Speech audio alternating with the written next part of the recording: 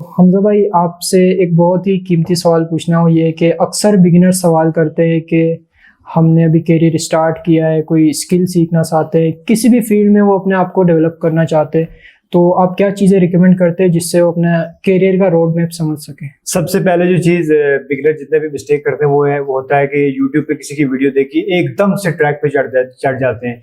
कोई भी स्किल सीख लेते हैं, सीखना शुरू कर देते हैं। जिस तरह फेसबुक ऐड को देखते देखते एकदम से गूगल ऐड की वीडियो आती है, वो उधर चढ़ जाते हैं, उधर शिफ्ट हो जाते हैं। वहां से फिर वो उनको लिंक्डइन की कोई वीडियो नजर आती है, वहां पे शिफ्ट हो जाते हैं। वहां से उनको पता चलता है कि पाइथन का आजकल बहुत ज्यादा स्कोप है, वहां पे चले जाते हैं।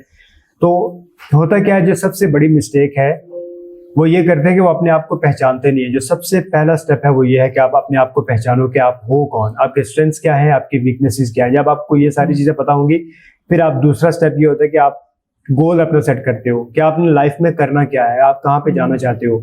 और फिर जब आप 2-3 स्किल्स के ऊपर काम करते हो, आपको पता चलता है कि कौन सी स्किल में आपको मजा आ रहा है। मजा आने से मुराद ये है कि आपको नई नई टेक्निक सीखने का दिल कर रहा होता है। ठीक है, जिस तरह अगर मैं लेट सपोज मिसाल देता हूँ, मुझे शौक था फिटनेस का, बॉडी बिल्डिंग का, इतना ज्यादा, इतना हद तक, मतलब कि इतनी शदीद किस्म का मुझे शौक हुआ करता था कि मैं अगर कोई भी वीडियो होती है ना यूट्यूब से रिलेटेड, यूट्यूब के ऊपर फिटनेस से रिलेटेड, वो वीडियो मैं देखता था। देखने के साथ साथ उसको मैं प्रैक्टिस भी करता था, इंप्लीमेंट भी करता था।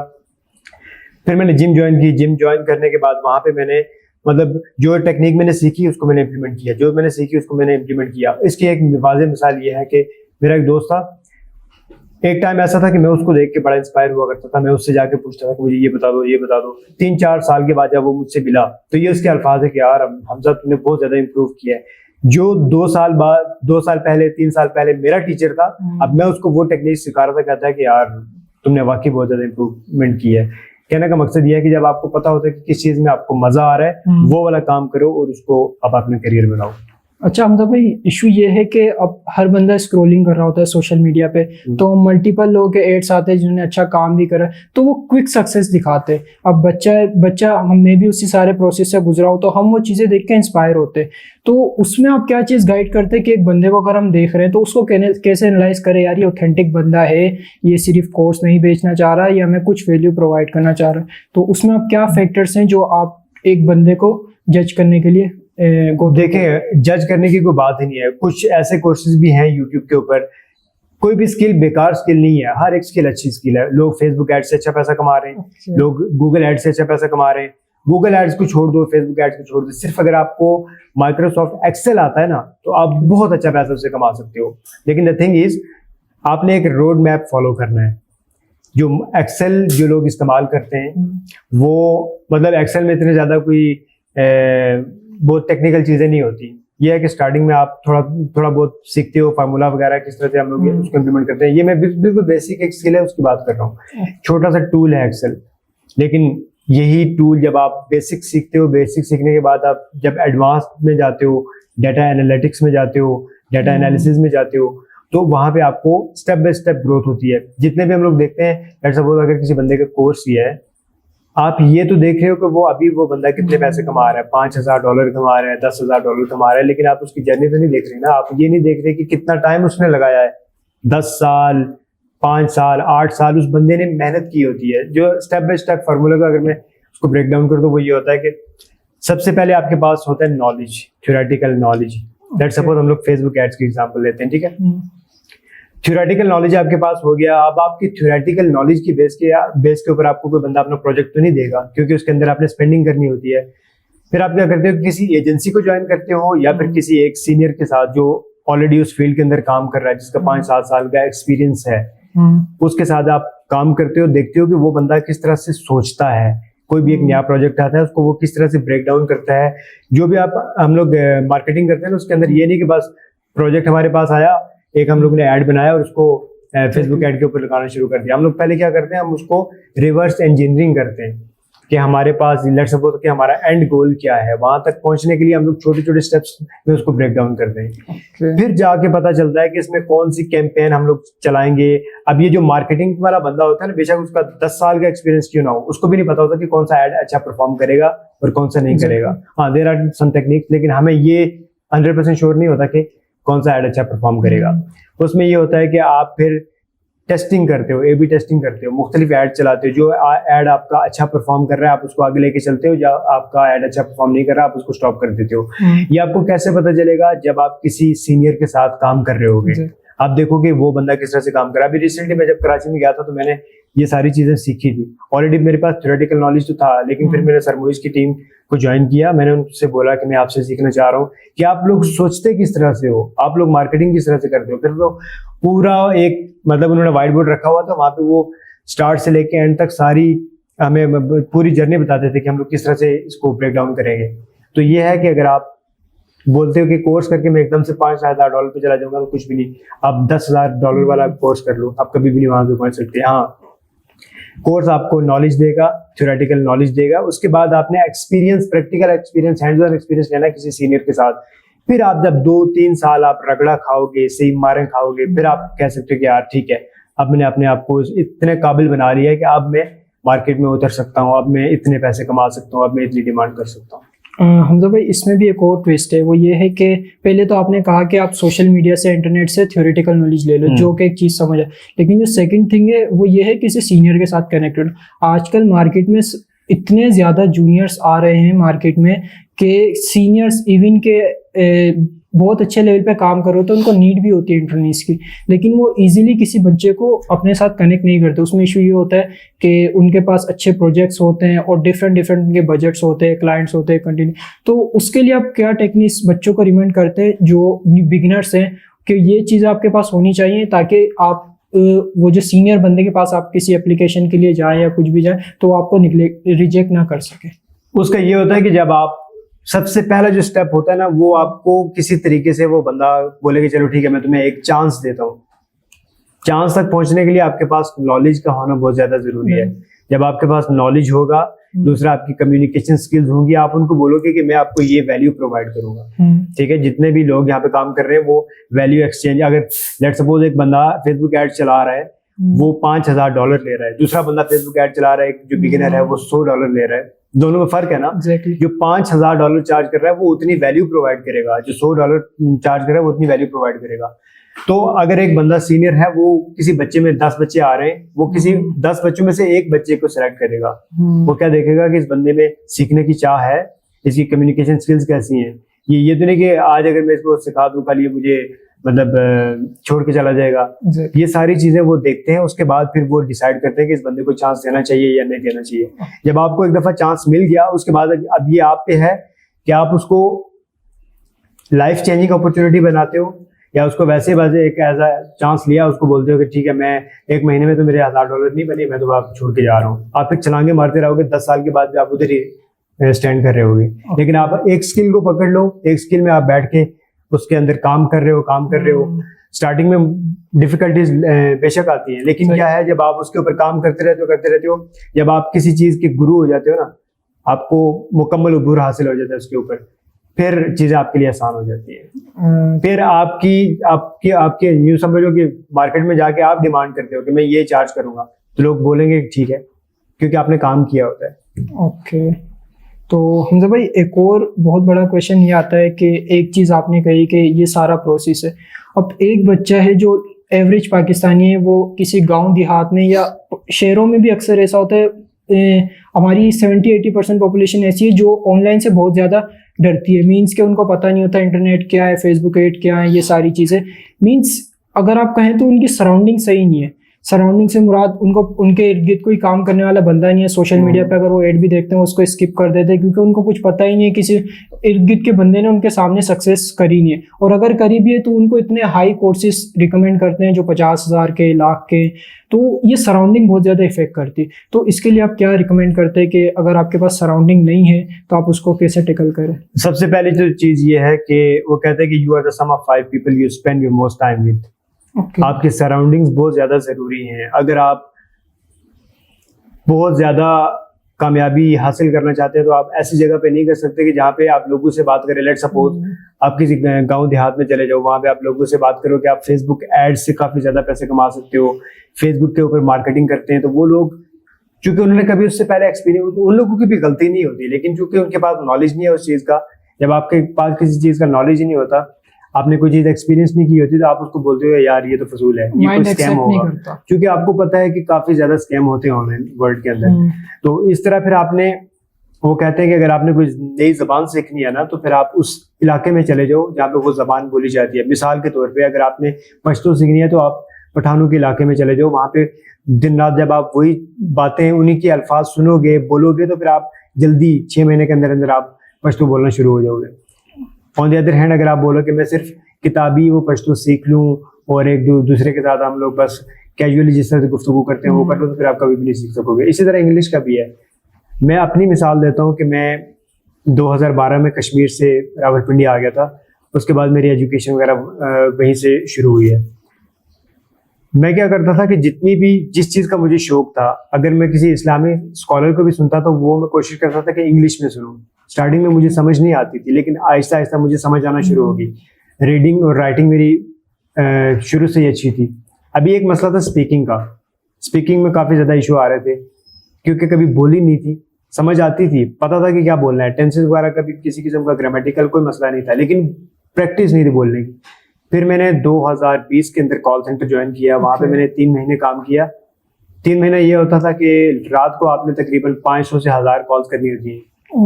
तो जब आप लगातार उस फील्ड के अंदर काम कर रहे हो, उसी लैंग्वेज के अंदर बोल रहे हो, तो फिर मुझे बाद में मसला नहीं आया। फिर मैंने 3 महीने के बाद एक स्वीडन की कंपनी थी, उनको मैंने इंटरव्यू दिया और वो जो स्वीडन का सीईओ था वो बंदे को देख के जज कर लेता था कि यार ये बंदा कैसा है और कैसा नहीं। तो आधे घंटे का उन्होंने मेरा इंटरव्यू किया और मुझे जॉब भी ऑफर हुई और बाद में मुझे एज अ टीम लीडर भी उन्होंने मतलब किया। तो कहने का मकसद यह है कि मुझे, अगर मैं वो 3 महीने कॉल सेंटर के अंदर ना लगाता तो मेरे अंदर हिचकिचाहट रहती कि मैं कर सकता हूँ नहीं कर सकता, मैं बोल नहीं पाता। लेकिन जो कि मैंने अब इसी तरह स्किल का भी है। अब ये जो आपका क्वेश्चन था ना, स्किल का भी सेम यही है कि अगर आपने थ्योरेटिकल नॉलेज ले लिया, उसके बाद आपने प्रैक्टिकल काम किया, फिर आपके अंदर इतना ज़्यादा कॉन्फिडेंस होता है तो आप किसी भी जगह पे जाके उसको कर सकते हो। हाँ, अब अगर सराउंडिंग की बात की जाए, आप वो जगह छोड़ो और उस जगह पे चले जाओ जहाँ पे वो काम हो रहा है। मिसाल के तौर पे आप मार्केटिंग की बात कर रहे हो तो आप डॉक्टर्स के साथ चले जाओगे तो वो आपको डॉक्टर्स के हिसाब से मशवरे देंगे या कोई बात वगैरह करेंगे, आप वहाँ पे एडजस्ट नहीं कर पाओगे। आपने मार्केटिंग का बंदा ढूंढना है, एक बंदा नहीं, मल्टीपल लोग ढूंढने हैं जो आपको ग्रो करने में आपकी हेल्प करें। जहाँ पे आप अटको वो आपको वहाँ पे बताएं, क्योंकि अगर एक बंदे का 10 साल का एक्सपीरियंस है, वो किसी जूनियर को फौरन ही पकड़ लेगा, वो कहाँ पे गलती कर रहा है फौरन ही उसको गाइड करके तुम ये कर लो। अब जब आपने एक बंदा पकड़ लिया कि ठीक है यार ये मैं इससे सीखूंगा, जो वो बोले आंखें बंद करके अपना दिमाग नहीं चलाना, क्योंकि वो 10 साल बाद की बात वो आपको अभी बता रहा होगा। ठीक है, अपने एक्सपीरियंस का 10 साल बाद की वो बात आपको आज बता रहा होगा। आपका दिमाग उसको एक्सेप्ट नहीं करेगा, लेकिन आपने क्या करना है, आंखें बंद करके उसको फॉलो करना है।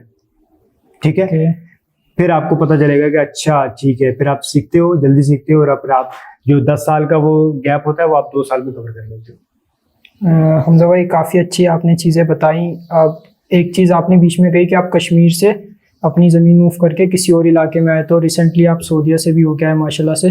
तो मैं पूछना चाहूँगा कि कौन से ऐसे एलिमेंट्स आपके पास मौजूद होने चाहिए जब आप ज़मीन चेंज करो। अक्सर ऐसे होता है, अक्सर बहुत कम ही होता है, लोग जाते हैं स्टडी के लिए बाहर या अपनी ज़मीन चेंज करते हैं, कुछ लोग इस्लामाबाद आते हैं, लेकिन कुछ बैकग्राउंड पे ऐसी चीज़ें होनी चाहिए, आपके अंदर कुछ एट्रीब्यूट्स होने चाहिए जो आप ज़मीन चेंज करो तो आपको डिफ़िकल्टीज ना हो। इवन डिफ़िकल्टीज होंगी क्योंकि आप अपना घर छोड़ के हॉस्टल में जा रहे हो या कोई ऐसी ऑर्डिनरी जॉब कर रहे हो जो आपके किचन इनकम चला रही है। तो क्या ऐसे एलिमेंट्स आपके पास मौजूद होने चाहिए बिफोर चेंजिंग योर ज़मीन so you can survive in the new place? सबसे पहला तो यही है कि आपने अपने आप को पहचानना है।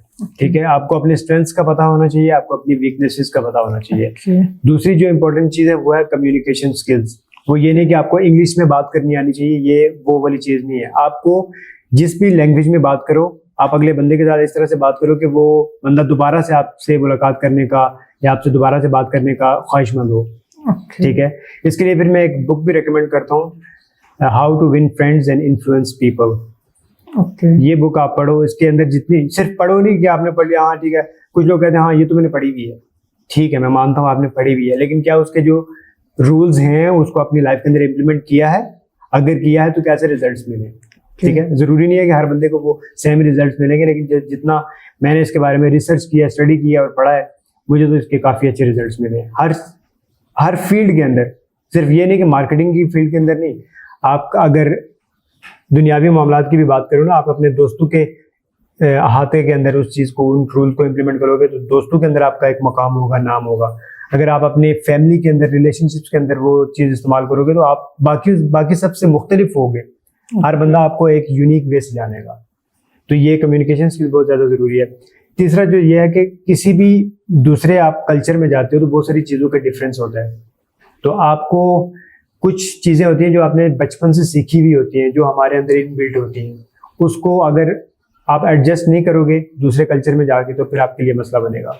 आपने उन चीज़ों को एडजस्ट करना, अडेप्टेबिलिटी होनी चाहिए आपके अंदर। ओके। हाँ, और चौथी जो फाइनल चीज़ मुझे लगती है वो ये है कि आपको सीखने की चाह होनी चाहिए। ये नहीं कि मैं सीखा हुआ हूँ। जो बंदा कहता है ना कि मुझे सारा आता है, वो बंदा फिर स्टॉप हो जाता है। आपने सीखना है। आप किसी दूसरे कल्चर में जाके छोटे से छोटे बंदे से लेके बड़े से बड़े बंदे तक भी कुछ ना कुछ सीख सकते हो। Exactly. तो अब एक और भी क्वेश्चन अराइज होता है, वो ये है कि आपने ज़मीन चेंज कर तो ली, अब उसका आपको क्या फ़ायदा हुआ? क्योंकि मुझे पता है, मैं आपके साथ काफ़ी टाइम गुजारा है, तो आपने डिफरेंट सिटीज़ पाकिस्तान की पहले एक्सप्लोर करे, लाइक कश्मीर से इस्लामाबाद, फिर लाहौर, फिर कराची में अच्छा खासा टाइम गुजारा। वहाँ पे आपने एक अच्छी खासी नेटवर्किंग करी, देन फिर वहाँ से आप सऊदीया मूव हो गए, और बिटवीन द प्रोसेस आपका मलेशिया भी चक्कर लगा। तो इन चीज़ों का आपको क्या लगता है, आपकी लाइफ में क्या इम्पैक्ट है, जो आप अपने यूजुअल फ्रेंड्स को देखते हैं जिन्होंने ट्रेवलिंग नहीं करी और ज़मीन चेंज नहीं करी, उनके और आपके बिटवीन क्या डिफरेंस है?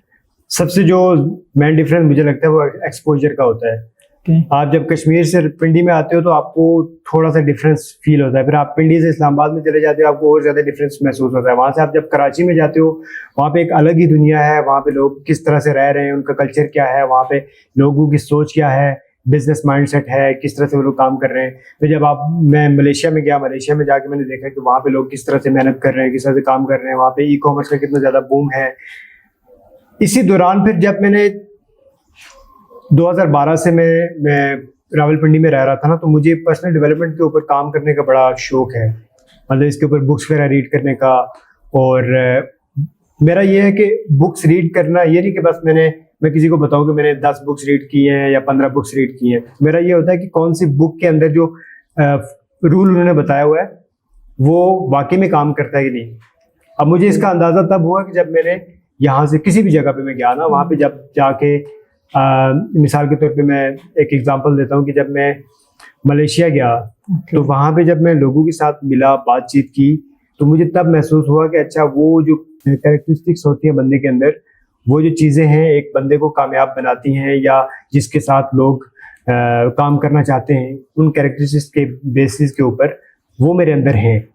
उसके अलावा अगर मैं बात करूं कराची की, कराची में भी मैंने जाके टाइम स्पेंड किया मार्केटिंग, ऑब्वियसली मोइज़ भाई के साथ मैंने काम किया। पर वहाँ पे भी मुझे जाके फिर पता चला कि मैं कहाँ पे लैग कर रहा हूँ। ऑब्वियसली उन्होंने मोइज़ भाई हो गए, ताब भाई हो गए, जैद भाई हो गए, लोग ने मुझे गाइड किया कि तुम ठीक है। मतलब उन्होंने मुझे जो मेरी पॉजिटिव साइड थी वो भी बताई, जो नेगेटिव साइड थी वो भी बताई कि तुम यहाँ पे लैग कर रहे हो, तुम इसको इस तरह से लेके चलो, तुम बहुत आगे निकलोगे। फिर मैंने उसको एज इट इज़ फॉलो भी किया।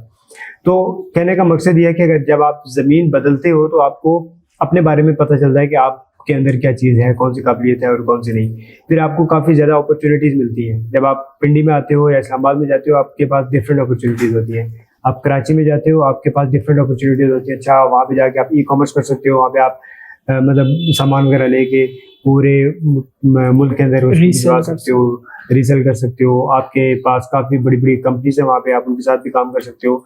तो ओवरऑल अगर देखा जाए तो ये है कि एक्सपोजर आपका बढ़ता है, आपको नई नई अपॉर्चुनिटीज़ मिलती हैं। और जो मेरा सऊदीया का एक्सपीरियंस था वो तो सबसे यूनिक था। हाँ, उसमें ये है कि मुझे बाकायदा महसूस हुआ है कि मेरे काफ़ी सारे रास्ते ब्लॉक हुए थे।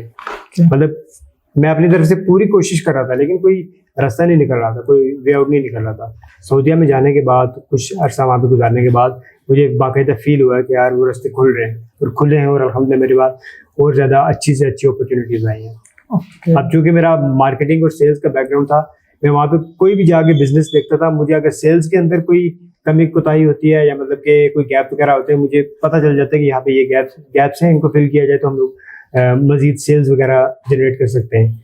मार्केटिंग की बात की जाए तो हम लोग इस ये जो पर्टिकुलर बिजनेस है, हर बिजनेस की नेचर अलग होती है, उस नेचर के हिसाब से मैं फिर देख लेता हूँ अच्छा इसके अंदर हम लोग अगर इस तरह से मार्केटिंग करें तो हमारे पास लीड्स आएंगी, बहुत ज़्यादा हमारा बिजनेस बहुत ज़्यादा ग्रो करेगा। तो वहाँ पे भी मैंने लोगों का काफ़ी ज़्यादा गाइड भी किया, बताया भी है, और अल्हम्दुलिल्लाह काफ़ी अच्छा एक्सपीरियंस है। हमजा भाई, आपकी काफ़ी माशाल्लाह अच्छा एक्सपीरियंस है, काफ़ी ज़्यादा आपने चीज़ें करी हैं, और आपकी इतनी शॉर्ट लाइफ में कौन सा ऐसा टर्निंग पॉइंट था आपकी लाइफ में जिसने आपको एक एवरेज पर्सन से थोड़ा अबव बना दिया? लाइक कोई ऐसा डिसीजन होता है या कोई ऐसा पर्सन होता है जो आपको हेल्प आउट करता है, जो आपको गाइड करता है, जो आपको चीज़ें सिखाता है, प्रोज एंड कॉन्स बताता है कि ये चीज़ आपने करनी है नहीं करनी, तो कौन सा टर्निंग पॉइंट था? क्योंकि आप 2012 से काम कर रहे हैं, स्टिल 2024 12 साल का एक्सपीरियंस है सारी चीज़ें, तो कोई ऐसा बिग इम्पैक्ट जिसने आपकी लाइफ को चेंज करा हो? बिल्कुल है। उससे पहले मैं थोड़ा सा कॉन्टेक्स्ट बताता हूँ। कॉन्टेक्स्ट ये है कि जब मैं यहाँ पे आया तो मुझे पिंडी में जब मैं आया था ना, मुझे बिल्कुल भी आइडिया नहीं था कि कौन कौन से कॉलेजेस हैं, कौन सी फील्ड सही रहती है, कहाँ पे मुझे जाना चाहिए, क्योंकि मैं अपनी फैमिली के अंदर पहला शख्स हूँ जिसने यूनिवर्सिटी में BS कंप्लीट किया है। अच्छा। और एक ऐसे इलाके से आना जहाँ पे लोग एक ही पाथवे था कि यार हम लोगों ने पढ़ना है मैट्रिक तक या फिर FA या FSC तक पढ़ना है। वहाँ से अगर कोई आगे निकलता भी है तो कोई अल्लामा इकबाल ओपन यूनिवर्सिटी से बंदा डिग्री वगैरह कर लेता था, या फिर हमारे पास एक पाथवे होता था कि हम लोग मदरसे में चले जाएं, वहाँ पे जाके आलिम की डिग्री ले लें, और कॉलेज वगैरह का, यूनिवर्सिटी वगैरह का कोई सीन नहीं था। ओके। तो फिर जब मैं यहाँ पे आया मुझे बिल्कुल भी आइडिया नहीं था। अब्बू के एक दोस्त से उन्होंने बोला, उन्होंने मशवरा दिया कि फलां इसको कॉलेज में दाखिल करवा दें। वहाँ पे मेरा एडमिशन करवाया उन्होंने। तो वहाँ पे मुझे बिल्कुल भी आइडिया नहीं था कि क्या करना चाहिए। मैंने स्टार्टिंग में प्री इंजीनियरिंग में एडमिशन लिया था। फिर मेरे कज़न मुझे बोला कि तुम इसको चेंज भी करवा सकते हो कंप्यूटर में। मुझे शुरू से कंप्यूटर का शौक था। फिर मैंने ICS में ट्रांसफ़र वगैरह वहाँ पे करवा लिया। मैं क्या करता था कि मेरी एक बहुत बुरी आदत थी जो मैं आप सबको रेकमेंड करूँगा, जो नए बंदे आने वाले हैं, जो नए स्टूडेंट्स हैं, कि हमेशा मशवरा ले लो किसी तजुर्बाकार बंदे से, किसी एक्सपीरियंस बंदे से मशवरा ले लो, वो आपको बेहतर गाइड कर लेगा। मेरे ये होता था कि मैं डिसीजन लेता था, उसके ऊपर चलता था, जब उसका एंड रिजल्ट फिर या तो बुरा होता था या फिर अच्छा होता था। मुझे बिल्कुल भी आइडिया नहीं था कि किस तरफ जाना है, क्या करना है। मैंने खुद से डिसीजन लिए, कुछ में मुझे कामयाबी भी हुई, कुछ में मुझे फिर नाकामी भी हुई। तो फिर जब मैं यूनिवर्सिटी में गया, वहाँ पर भी मुझे बिल्कुल भी आइडिया नहीं था मुझे क्या करना चाहिए। BSIT की मैंने डिग्री कर ली। डिग्री करने के बाद मुझे बिल्कुल भी अंदाजा नहीं था कि कहाँ पे जाना चाहिए, कौन सी फील्ड चूज़ करनी चाहिए। फिर इसी तरह फिर जब 2018-19 और फिर बाद में 20 में कोविड भी आ गया, तो मुझे सनी भाई से इंट्रोडक्शन हुआ मेरा। जब तक आप स्टिल स्ट्रगलिंग फेस में थे? स्ट्रगलिंग में मैं मतलब टकरे मार रहा था, कभी इधर जा रहा हूँ, कभी उधर जा रहा हूँ, कभी किसी फील्ड में जा रहा हूँ, कभी डिजिटल मार्केटिंग में जा रहा हूँ, सेल्स में जा रहा हूँ। फिर उसके बाद में मीडिया में भी मैंने काम किया है। ओके। तो मुझे समझ नहीं आ रही थी कि मुझे करना क्या चाहिए। एक्चुअली पैसे नहीं बन रहे थे आपके? पैसों के बारे में तो मैं उस तरह से सोच भी नहीं रहा था। मुझे मेरा वो पॉइंट नहीं मिल रहा था कि मुझे करना क्या चाहिए। कंटेंट क्रिएशन का भी मुझे शौक था। 2000 जब मैं यूनिवर्सिटी में होता था 2016-17 में हम लोगों ने वहाँ पे बाकायदा एक टीम भी बनाई थी। हम लोग बड़ा अच्छा कंटेंट क्रिएट किया करते थे, लेकिन स्टिल मुझे नहीं समझ आ रही थी कि क्या करना चाहिए और क्या नहीं। फिर जब मेरा सनी भाई से इंट्रोडक्शन हुआ, तो मेरा एक ये है कि मैं सिर्फ किसी बंदे की सोशल मीडिया पे प्रेजेंस से इंप्रेस नहीं होता। मैं जो बंदा बात करता है ना कि मैं ये कर दूंगा, मैं वो कर दूंगा, मैं फिर उस बंदे को जब तक वो काम करते हुए देख न लूँ मैं सेटिस्फाई नहीं होता। सनी भाई से ऑब्वियसली जब वो उनकी जितनी भी थ्योरीज थी वो मैंने पहले अपनी लाइफ के ऊपर इम्प्लीमेंट की, मुझे काफ़ी अच्छे रिजल्ट्स मिले। फिर एक मैं चीज़ यूज़ करता हूँ, लॉ ऑफ अट्रैक्शन। मेरा ये था कि यार सनी भाई के साथ मैं किसी तरीके से उनके साथ क्लोज हो जाऊँ और उनके साथ में मिलके काम करूँ। क्या काम कर रहे हैं मुझे इसका बिल्कुल भी आइडिया नहीं था, बस मैं ये सब था कि उनके साथ में काम करना चाहता हूँ, उनकी मेंटरशिप लेना चाहता हूँ, वो मुझे गाइड करें। तो फिर उन्होंने एक अनाउंसमेंट की कि कंपटीशन की अनाउंसमेंट की कि जो बंदा इसको विन करेगा उसको मेरे साथ टाइम स्पेंड करने का, और मलेशिया में मैं मेरी तरफ से वो स्पॉन्सर होगा, मलेशिया में वो मेरे पास आएगा, टाइम स्पेंड करेगा, मौका मिलेगा उसको। मैं उस टाइम अपना एक कॉल सेंटर रन कर रहा था, जॉब अच्छी मेरी चल रही थी, सारा सिस्टम। फिर मैंने सोचा कि ये वाली जो अपॉर्चुनिटी है ना, ये लाइफ चेंजिंग अपॉर्चुनिटी है। फिर वो मैंने कॉल सेंटर ख़त्म किया, अपनी जो मैं जॉब कर रहा था वो ख़त्म की, सारा फोकस मैंने इस चीज़ के ऊपर कर दिया। अब वहाँ पे मुझे क्या मुश्किलात का सामना करना पड़ा, मुझे जितने भी लोग थे, कोई एक बंदा भी ऐसा नहीं था कि जिसने मुझे कहा हो कि हाँ ठीक है तुम अच्छा काम कर रहे हो। वो कहते तुम पागल तो नहीं हो। ये जितने भी सोशल मीडिया के इन्फ्लुएंसर्स होते हैं, ये लोग अपना काम निकाल के साइड पे हो जाते हैं। तो ये तुम्हारे साथ स्कैम हो जाएगा, फ्रॉड हो जाएगा। मैंने सोचा कि चलो ठीक है, लाइफ में मैंने ऑलरेडी इतने गलत डिसीजन लिए हैं, मेरे साथ फ्रॉड तो नहीं हुआ, अलबत्ता मतलब कि उस तरह से कामयाबी भी नहीं हुई, अपने गलत डिसीजंस की वजह से अगर ये सब कुछ हुआ है तो खैर है, एक स्कैम और से। स्कैम क्या होगा, मेरे 2-3 महीने 4 महीने मेहनत ज़ाया हो जाएगी। I was ready for that. फिर मैंने उसके ऊपर दिन रात एक करके मेहनत की। इस्लामाबाद इनक्यूबेटर में मैं उस टाइम हुआ करता था। जितने भी लड़के थे वहाँ पे वो मुझसे पूछते थे कि क्या सीन है, आप तो दिन भर इसी के ऊपर लगे रहते हो, मेहनत करते हो। मैं उनको कहता था कि मैं जो कंपटीशन है वो विन कर चुका हूँ ऑलरेडी, सिर्फ अभी अनाउंसमेंट होनी बाकी है। कहते हैं कि चलो तुम जीत भी गए, तुम्हें ये टिकट वगैरह तो नहीं मिलेगा, तुम्हें वो उधर बुलाएंगे। तो मैंने कहा चलो ना बुलाएं, देखते हैं। फिर लॉन्ग स्टोरी शॉर्ट, फिर मेरा जो कंपटीशन था वो विन किया मैंने। वहाँ से फिर मैं मलेशिया गया। मलेशिया में सनी भाई के साथ मैंने टाइम स्पेंड किया। वैसे मेरा 1 महीने का था। जब मैंने उनके साथ बात वगैरह की, मैंने उनको बोला कि आपका जो टिकटॉक का अकाउंट है आप उसको इस तरीके से ग्रो कर सकते हैं। उन्होंने फिर मुझे एक चांस दिया, जो मैंने स्टार्टिंग में बात की थी ना चांस की। अब मुझे वो वाला चांस था, अगर मैं उसको अवेल कर लेता तो फिर मुझे आगे अपॉर्चुनिटी मिलती है। अगर मैं उसको लूज कर देता तो फिर कौन जानता कि अमीर हमजा कौन है और सनी भाई फिर भूल भुला जाते। वो मैंने चांस जो था उसको अवेल किया। उनका मैंने टिकटॉक का जो अकाउंट था, पर्सनल अकाउंट, वो ग्रो किया। फिर वहाँ पे मुझे उन्होंने अगला महीना एक्सटेंड करवा के अपने तौर पे सारा उन्होंने फिर मुझे अपने साथ रखा, टाइम स्पेंड किया। हम लोग मुख्तलिफ जगहों पे घूमने वगैरह गए। वहाँ पे मैंने एक चीज़ देखी कि जो बात वो करते हैं वो वाकई में रियल लाइफ में भी वैसे ही है। ये नहीं कि कोलो फेयर में तजाद नहीं था। उसके बाद फिर मैंने अपनी लाइफ के जितने भी डिसीजन थे उनसे मशवरा लेके फिर मैंने वो किए।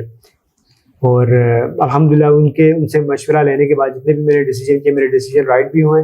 और मेरे जितना जो एक डगमगा रही थी ना मेरी किश्ती, वो अभी स्टेबल हो गई अल्हम्दुलिल्लाह, हर लिहाज से, फाइनेंशियली और इमोशनली और बाकी जो आपके रिलेशनशिप्स वगैरह होते हैं उस हर तरह से हम ओके। सो आप ये कह रहे हैं कि आप एक ऑलरेडी एजेंट पूरे एक सेटअप रन कर रहे थे बिजनेस का। सनी भाई को सुना, आपने अपने सारे काम बंद करे, उनका इंक्यूबेशन नेटवर्क ज्वाइन करा, देन फिर आपने उस एक अनाउंसमेंट में पार्टिसिपेट करा, उस अनाउंसमेंट को विन करा कॉन्फिडेंटली, एंड देन आप सनी भाई के पास उन्हीं के एक्सपेंसेस पे मलेशिया चले गए उनसे मुलाकात करने 1 महीने के लिए। पूरे पाकिस्तान में उस कुछ ही लोग होंगे जिन्होंने अपॉर्चुनिटी विन करी थी, राइट? 3 बंदे थे, मेरी पहली पोजीशन आई थी, बाकी 2 की सेकंड एंड थर्ड। उन लोगों ने आई थिंक ये अपॉर्चुनिटी अवेल नहीं की। मैंने कहा मैं तो तैयार ही इसलिए बैठा हुआ हूँ। तो मैं फिर वहाँ पे गया, उनके साथ किए। उसके बाद अल्हम्दुलिल्लाह उनके साथ काफ़ी अच्छा रिलेशनशिप है मेरा अभी, जिनका पूरा सोशल मीडिया में मैनेज कर रहा हूँ माशाल्लाह। और साथ में ये है कि कोई भी मुझे मसला होता है ना, छोटे से छोटे मसले से लेके बड़े से बड़ा डिसीजन मैंने करना होता है, एक मैसेज करता हूँ, वो फिर मुझे गाइड करते हैं, फिर मैं आंखें बंद करके उसको फॉलो करता हूँ। अभी तक तो मुझे किसी किस्म का कोई मसला नहीं हुआ, जितने भी उनके मशवरे से मैंने किया ना, क्योंकि बंदे का एक्सपीरियंस है इतने साल का। तो वो मैंने देखा है कि वो आपको वही मशवरा देते हैं जो उन्होंने एक्सपीरियंस किया होता है अपनी लाइफ के अंदर। तो उस हिसाब से फिर आपको वो मशवरा देते हैं। उन्होंने जितने भी मुझे मशवरे दिए, मेरी लाइफ में अल्हम्दुलिल्लाह डिसीजन मेरे राइट हो गए। हमजा भाई एक चीज़ इसमें है, आपकी सारी चीज़ें अच्छी चल रही हैं, सनी भाई बहुत अच्छे हैं, लेकिन इसमें एक चीज़ ये कि जब आप मलेशिया पहुंच गए तो आपका गोल तो कंप्लीट हो चुका था ना सनी भाई से मिलने का, लेकिन फिर वो क्या चीज़ थी कि आपने उनको पिच कर दिया, विजिबिलिटी बढ़ा दी, उनका सोशल मीडिया ले लिया, उनके साथ लग गए, तो वो क्या फैक्टर था बीच में?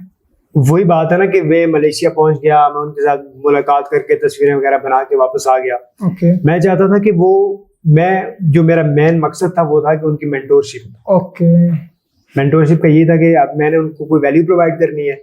अब अगर वो जो स्टार्ट में मैंने बात की थी, अगर मैं उनको कोई वैल्यू प्रोवाइड ही नहीं करूंगा तो वो मुझे क्यों जवाब देंगे, क्यों मुझे मैसेज करेंगे? या वो उन्होंने देखा कि ये बंदा, इसको मैं जो बात कर रहा हूँ उसको एज इट इज फॉलो कर रहा है। तो जब आपका मेंटोर देखता है ना कि एक बच्चा जो आपसे गाइडेंस ले रहा है और उसको एज इट इज फॉलो कर रहा है, तो उसका दिल भी बड़ा खुश होता है, फिर वो आपको मजीद गाइड करता है। तो ये इस तरह से फिर मैंने सोचा, वैसे भी अपनी लाइफ तबाह तो हुई भी है ऑलरेडी इतने बैड डिसीजन लेके, चलो खैर है, इनसे मशवरा लेके कर लेते हैं। चले, अगर मेरी लाइफ के अंदर कुछ बुरा इम्पैक्ट भी पड़ता है मैं उसके लिए भी रेडी हूँ, अच्छा भी पड़ता है मैं उसके लिए भी रेडी हूँ। तो हमला अच्छा ही हुआ है, बुरा तो हुआ नहीं।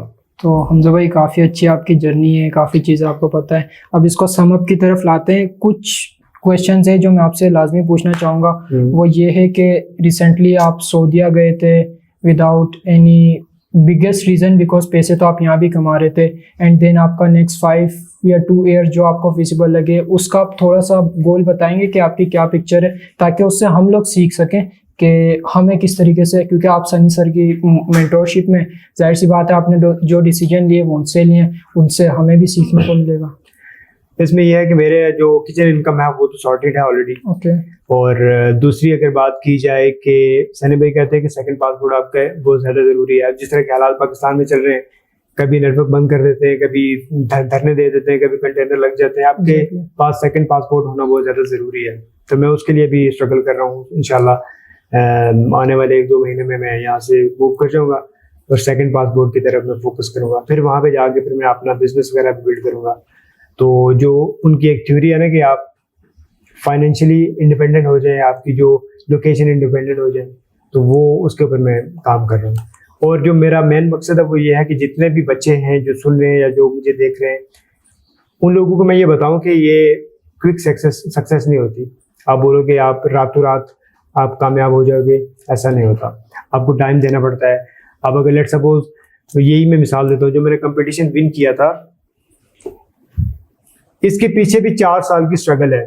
2018 से लेके मैं लगातार वीडियो एडिटिंग कर रहा हूँ। खबरनामा टीवी के साथ मैं मुंसलिक रहा हूँ। यहाँ पे आके मैंने अपना स्टार्ट किया था मीडिया में। तो मैं वीडियो एडिटिंग में बहुत अच्छा था, मुझे पता था कंटेंट क्रिएशन किस तरह से करते हैं।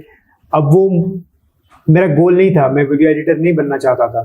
लेकिन जो वो स्किल मैंने सीखी है, उस स्किल ने मुझे, जब मेरे पास अपॉर्चुनिटी आई तो समझ लो कि मेरे पास जो टूल था वो मौजूद था। हथियार मैंने बिल्कुल रेडी किया हुआ था, शार्प किया हुआ था। अब जैसे मुझे अपॉर्चुनिटी मिली, मैं दिन रात एक करके उसके ऊपर लग गया। और फिर मुझे कामयाबी मिली। तो इसलिए कभी भी बजाय इसके कि आप फजूल में टाइम वेस्ट करें, कोई ना कोई कुछ ना कुछ स्किल्स आप सीखते रहें। जब आपका अगर मेन गोल क्लियर है कि आपने करना क्या है, तो आप इंशाल्लाह उस तक पहुंच जाएंगे। कुछ लोग जल्दी पहुंच जाते हैं, कुछ लोग लेट पहुंचते हैं। कुछ लोगों को 1 साल के अंदर इतनी कामयाबी मिल जाती है, कुछ लोगों को 5 साल लगते हैं, कुछ लोगों को 10 साल भी लग जाते हैं। ओके। तो ये है कि हमजा भाई, आपकी बड़ी मज़ेदार जर्नी है, बहुत कुछ सीखने को मिला। 1 या 2 और क्वेश्चन है वो मुझे पर्सनली आपसे पूछने हैं। वो ये है कि वो क्या हैबिट्स थी जो आपने इतने लॉन्ग टर्म में अपने ऊपर इम्प्लीमेंट करी, जिन्होंने आपको यहाँ तक पहुँचाया।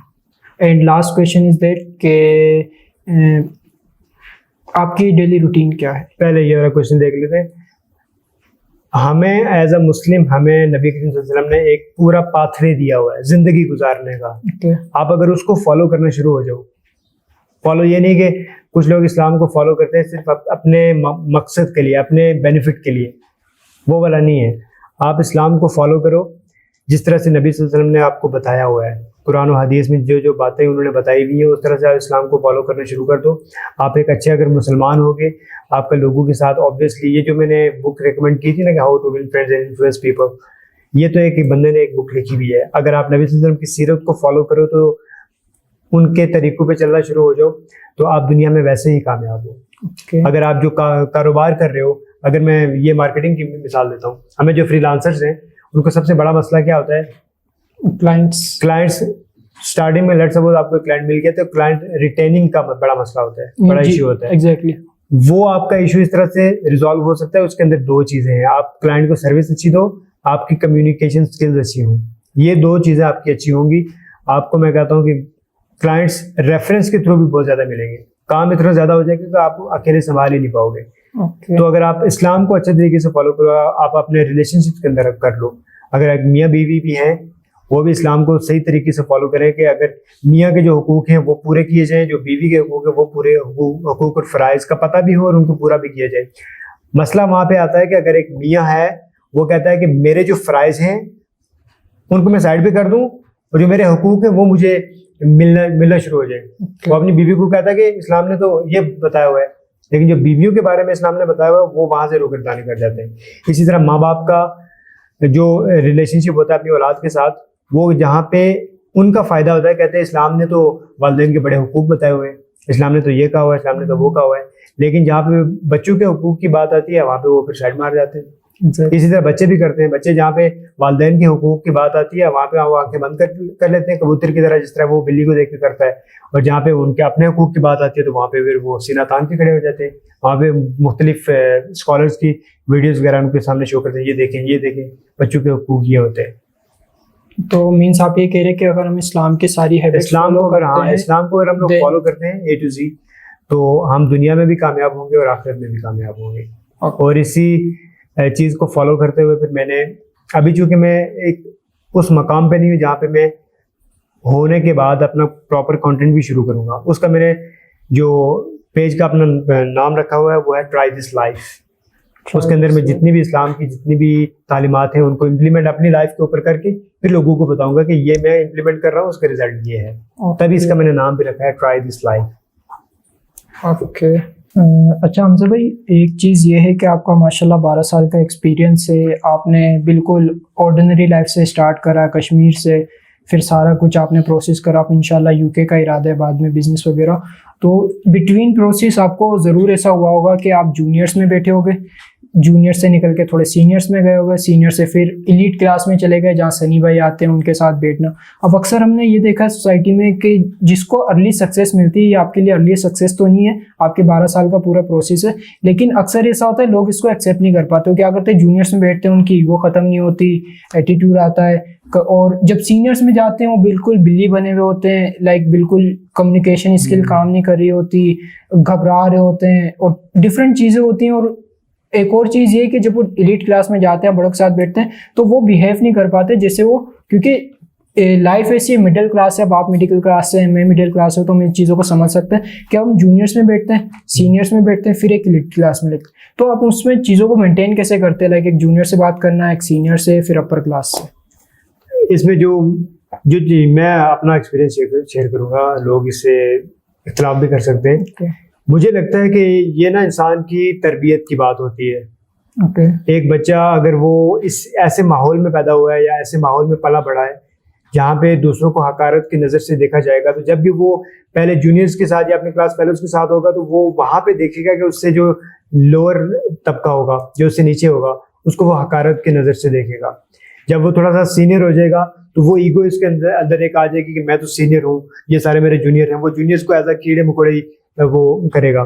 जब वो बड़े लोगों के साथ बैठता है तो वो उनके सामने अपने आप को कीड़ा मकोड़ा समझ रहा होता है। Exactly. ठीक है, क्योंकि ये सारा माइंड सेट है, एक पर्टिकुलर माइंड सेट है जो अपने से नीचे वाले लोगों को हकारत की नज़र से देखते हैं, और जो अपने से ऊपर वाले लोगों को ना बड़े मतलब ऐसी नज़र से देखते हैं कि वो अपने आप को उनके सामने हकीर समझना शुरू हो जाते हैं। एक शेर भी है ना कि जो खानदानी रईस हैं वो मिजाज रखते हैं नर्म अपना, तुम्हारा लहजा बता रहा है तुम्हारी दौलत नई नहीं है। जिस बंदे के पास नई दौलत आती है ना, उसके अंदर फिर ईगो ज़्यादा हो जाती है। और जो दौलत होती है ये इंसान को एम्पलीफाई करती है, उसका जो अंदर का इंसान होता है ना उसको बढ़ा चढ़ा के लोगों के सामने बयान करती है। अगर एक बंदा सखी होगा उसके बाद दौलत आएगी तो वो अल्लाह ताला के रास्ते में और ज़्यादा खर्च करेगा, वो लोगों पे और ज़्यादा खर्च करेगा। एक अगर कंजूस होगा तो वो और ज़्यादा हाथ अपना तंग करेगा। और एक अगर बंदा मुतकब्बिर होगा तो वो जब उसके बाद दौलत आएगी तो वो बड़ी बड़ी गाड़ियां लेके लोगों को हकीर समझेगा और उसको मुख्तलिफ नामों से पुकारेगा। तो ये सीन है कि ये डिपेंड करता है कि इंसान का कैरेक्टर कैसा है। एंड लास्ट क्वेश्चन, आपकी रूटीन कोई इतनी खास नहीं है, बस जो डेली के काम होते हैं एक दिन पहले मैं उनको प्लान कर लेता हूँ कि कल मुझे करना क्या है। Like using to do list भी आप इसको कह सकते हो, आप इसको जर्नल भी कह सकते हो, वो मैं करता हूँ। टू डू लिस्ट में ये होता है कि आप बाज़ औक़ात वो काम नहीं भी हो पाते, नो प्रॉब्लम, आप उनको अगले दिन पे शिफ्ट कर दो। लेकिन यह है कि आपके पास लिखी हुई चीज़ें हो ना कि आपने क्या काम करना है, तो उस हिसाब से आप बड़े उन कामों को कर सकते हो। दूसरा यह है कि आप अपनी नमाज़ों की पाबंदी करो, और जब आप नमाज की पाबंदी करोगे तो आप ऑटोमेटिकली टाइम के पाबंद हो जाओगे, क्योंकि आपको पता है कितने बजे मैंने फलां नमाज पढ़नी है, और उस दौरान जितना भी मुझे टाइम मिलेगा वो फिर मैं जो भी काम करना होगा वो मैं करूँगा। तो इस तरह से मतलब इतनी कोई ख़ास रूटीन नहीं है, बस यही। ओके, थैंक यू हमजा भाई फॉर योर टाइम, जज़ाकल्लाह। Thank you so much. एक क्वेश्चन रह गया, वो थोड़ा रैप अप करें। हाँ, मेन वाला।